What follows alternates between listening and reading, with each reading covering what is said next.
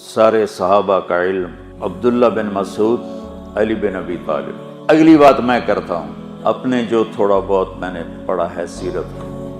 کہ ان دونوں میں اگر وزن ڈالا جائے تو علی بن ابی طالب اعلم الناس ہیں بعد الانبیاء، لیکن علم کے میدان میں یتفجر العلم من جوانبہ وتنطق الحکمت من نواحیہ، کہ علم ان کے روئیں روئیں سے پھوٹتا تھا اور حکمت نے ان کا احاطہ کیا ہوا تھا۔ میں گیا گلگت تو راستے میں پہاڑ دیکھے جن سے چشمے پھوٹ رہے تھے، کہ جب 15-20 چشموں سے یہ پہاڑ اتنا خوبصورت ہے،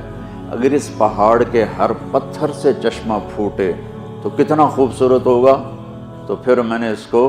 حضرت علی علیہ السلام پہ منطبق کیا کہ علی وہ پہاڑ ہیں جن کے ایک ایک پتھر سے علم کے چشمے پھوٹ رہے ہیں۔